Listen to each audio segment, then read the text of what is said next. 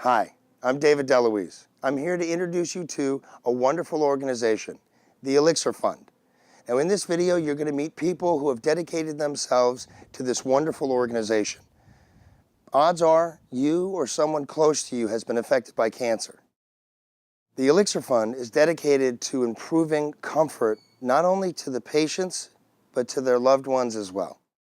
By the end of this presentation, we hope that a little generosity on your part can spread joy and happiness that goes a very long way.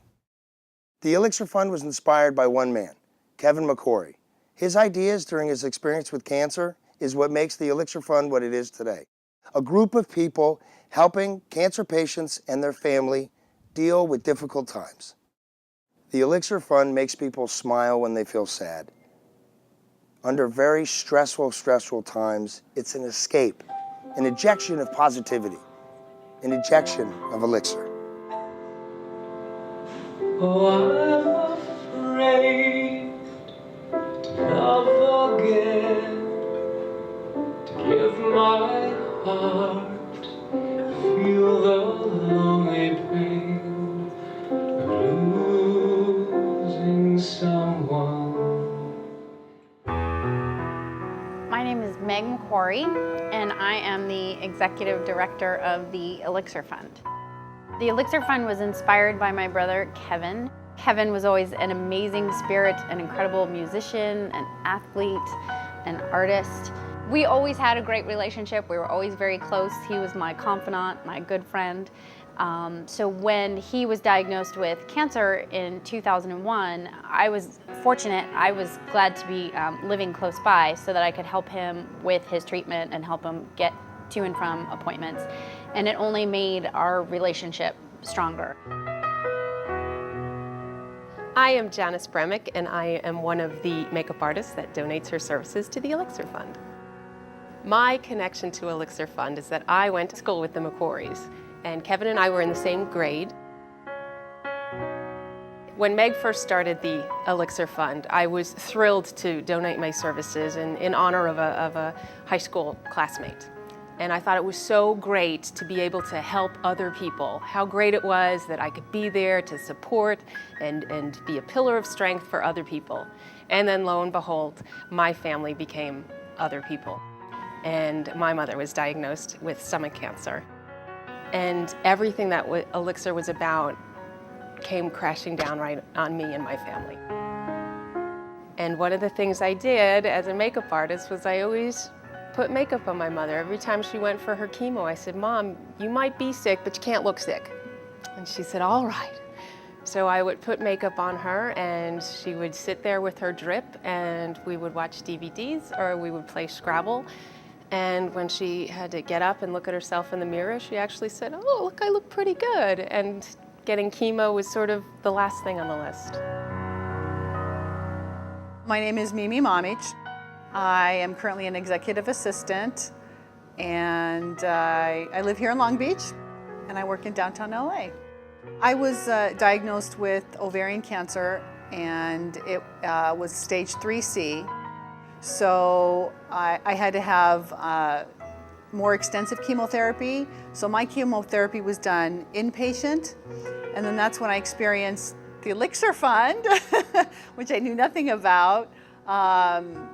You know, you came in one day and we're offering massage services and manicure, and I just thought that was the greatest thing. It felt so good. It took my mind off of things. It helped me relax, and everybody was really, really nice. So I thought it was the most wonderful thing.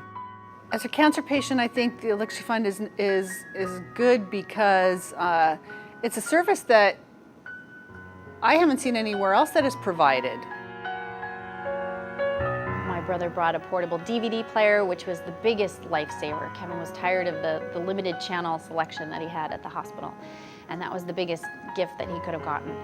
And he realized how blessed he was to have so much love and support, and that not everyone has that. And he wanted to find a way to help others.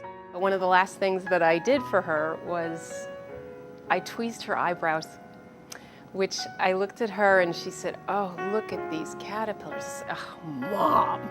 So we tweezed her brows and we actually colored her hair.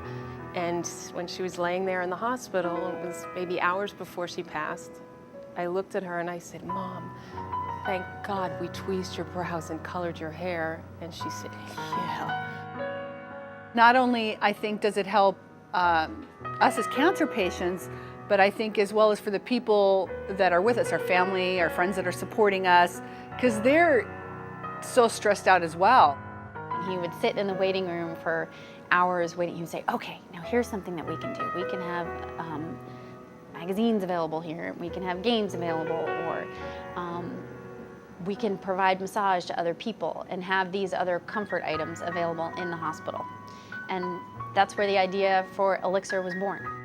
And it's so simple and it's so stupid, but it made her feel good and we laughed. And maybe it's dumb, but in some little way, I'd like to think that when she got up there to the pearly gates, the first thing that Jesus said was, "Who did your brows?" She probably said, "My daughter." Even when he started treatment, chemo still had a toxicity, a negative connotation in his mind. And so someone said, think of it as liquid light, and it still didn't quite work. So he decided to call it his elixir. And not only that he called it his elixir, but he insisted that his doctors and his nurses and family and friends, and so the nurses would come in to hang his chemo treatment, and they would say, "Okay, we're ready for your chemo." And he would say, They'd say, "Oh, your elixir." To me, their service was invaluable. It really meant a lot to me that day, and that all the people are willing to give their time and volunteer, because these are all working people. I mean, massage therapists, manicurists, makeup people. It really shows a great deal, good humanity.